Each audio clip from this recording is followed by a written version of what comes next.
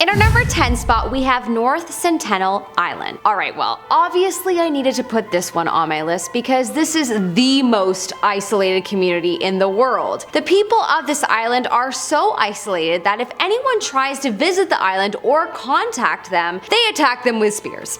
The people of this island have been visited a few times over the centuries, and unfortunately, on one account, an elderly couple and 4 children were stolen, and shortly after they became sick because they had not been exposed to the rest of the world's germs in almost 60,000 years, and so as a result, the elderly couple died while the children were quickly returned to the island with some gifts. The gifts, of course, didn't make up for lost life, and the Sentinelese Islanders have been quite hostile ever since. It has been decided to let them live as they please and leave them alone. If you're enjoying this video so far, please give us a like down below as it will really help us out. In our number 9 spot, we have the Palmerston Island community. There is an island located near, well, not really near anything as it's right smack in the middle of the Pacific Ocean, but I suppose you could say it's kinda close to Hawaii.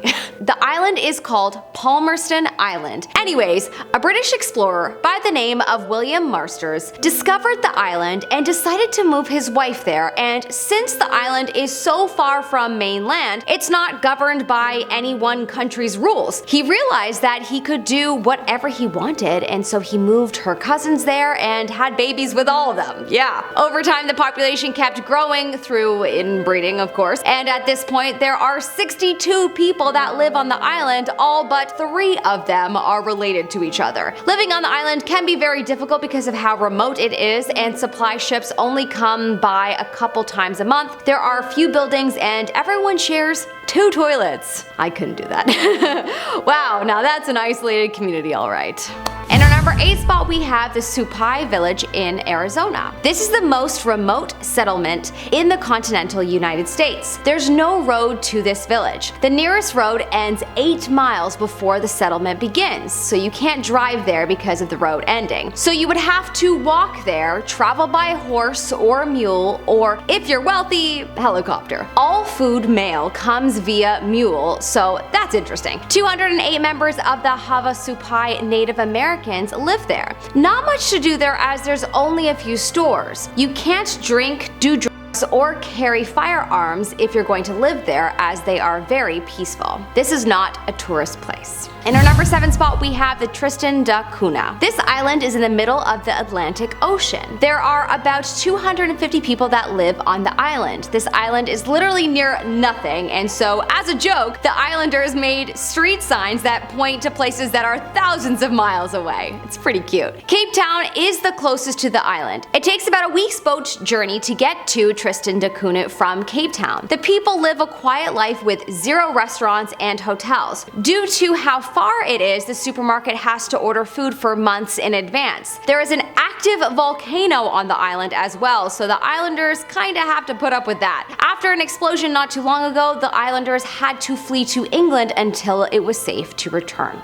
In our number 6 spot, we have Utqiagvik in Alaska. This is a tiny town that has a small community. This place is so cold and dark that we can imagine that may be why it doesn't attract many settlers. It's at the northern part of Alaska, so basically the North Pole. In the winter months, temperatures can become as low as -35 degrees Celsius, which is below freezing, and there is about 65 days out of the year where the sun does not rise above the Alaskan horizon, and so the people there deal with depression quite frequently. It is very hard for the people to leave this community as there are no roads and the only way in is through flying, and that is very expensive, so for most people, once you're there, that's it. In our number 5 spot, we have La Rinconada, Peru. This community lives in a town that is 5,100 meters above sea level, making it the highest settlement on Earth. I can't even imagine living on a mountain. It is so breathtakingly beautiful, literally because it's a mountain and it's harder to breathe the higher you go. Get it?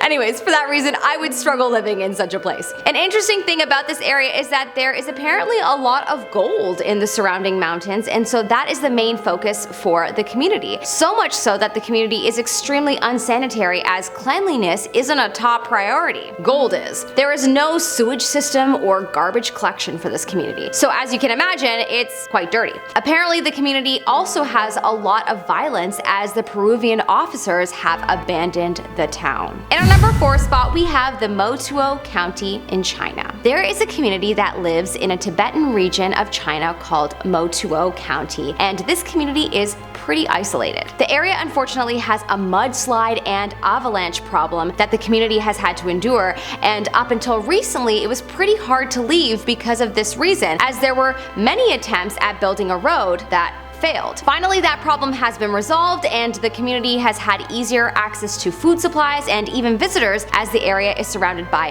rainforests and it is said to be quite beautiful. In our number 3 spot, we have the McMurdo station in Antarctica. Technically, there isn't a permanent community that, lives at the bottom of the earth known as Antarctica, but there is a small community of researchers that do go there during specific seasons that are less intense climate-wise. McMurdo Station is located at the northern part of Antarctica, and the community formed around it has nearly 1,200 scientists. Yes, of course, Antarctica is isolated from the rest of the world. However, there is a landing strip, and that makes food supply quite easy, and people can leave quite easy as well. In our number 2 spot, we have Ittoqqortoormiit, Greenland.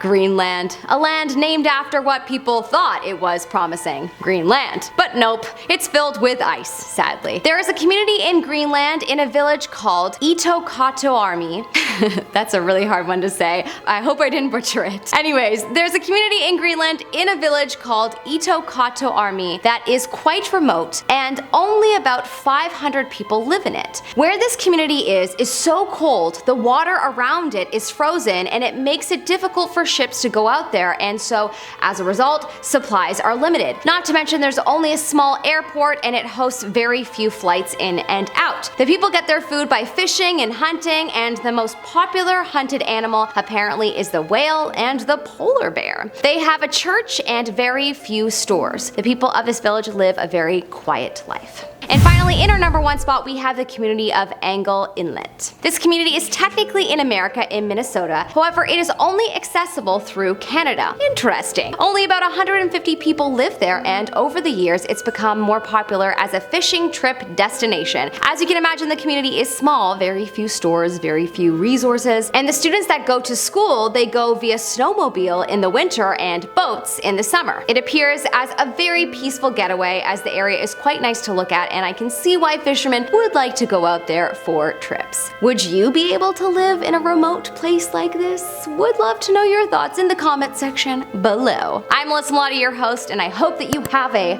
good day, sir. I spelled that wrong. Would you just scroll up so I can see what it's called again? Tristan Da Cunha. Okay. Thank you.